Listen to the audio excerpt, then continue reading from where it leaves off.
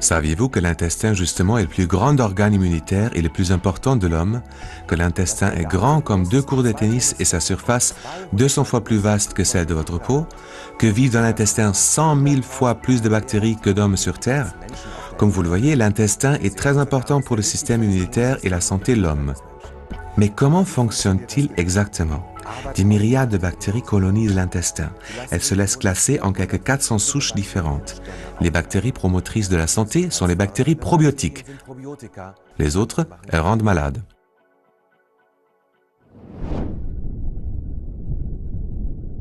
Dans un intestin sain, ces bactéries se trouvent en état d'équilibre naturel. Les bonnes bactéries, les probiotiques, remplissent 2 tâches décisives.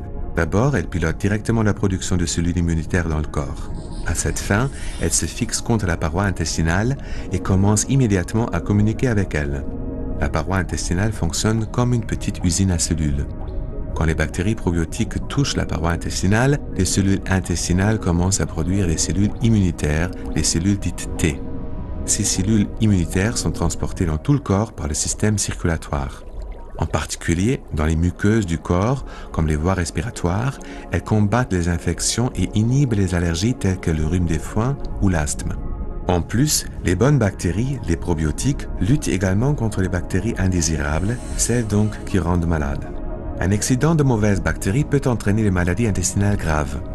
Le facteur le plus décisif pour la santé consiste donc à assurer cet équilibre naturel et sensible des bactéries intestinales. Dans la vie quotidienne, de plus en plus de gens, cet équilibre délicat est aujourd'hui gravement menacé. Consultons à ce propos un expert, le professeur Robert Clancy, immunologiste australien et spécialiste en probiotiques. Professeur Clancy, pourquoi est-ce que nos bactéries intestinales perdent l'équilibre et comment est-ce que cela nous rend malades? Ce déséquilibre est dû à notre style de vie moderne. Par exemple, à une hygiène exagérée dans l'enfance, mais aussi au stress, au fait de fumer et à la consommation d'alcool. En plus, les antibiotiques et une prédisposition générale aux allergies peuvent renforcer ce déséquilibre. Cela empêche le système immunitaire de se développer correctement, fait qui augmente le risque d'infection, en particulier dans la zone des voies respiratoires et l'intestin. Nous contractons alors plus vite des allergies, le rhume des foins ou de l'asthme. Avec des probiotiques, c'est-à-dire de bonnes bactéries, nous pouvons aujourd'hui lutter de façon ciblée contre ce déséquilibre. Les probiotiques conduisent l'intestin à produire des cellules immunitaires. Celles-ci se répartissent dans tout le corps par le circuit sanguin. Elles forment l'orchestre immunologique et protègent l'intestin et les poumons afin qu'ils puissent travailler de façon optimale. Ainsi peuvent être évitées des allergies et des infections graves.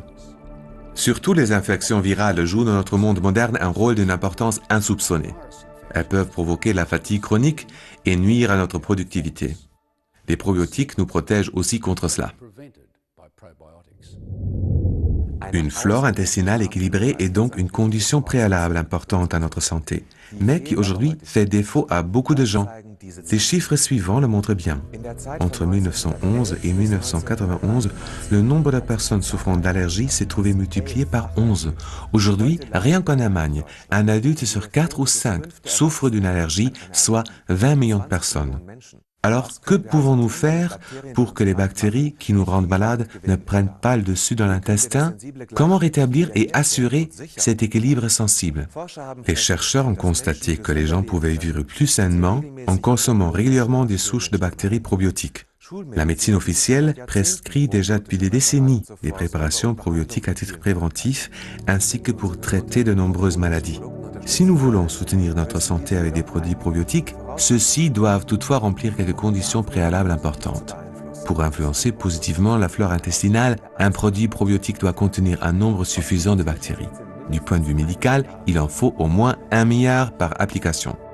Le nombre de germes par application n'est toutefois pas le seul critère important. Encore faut-il que ces germes probiotiques parviennent intacts sur leur lieu de destination, l'intestin en l'occurrence. Leur transit par l'estomac est critique.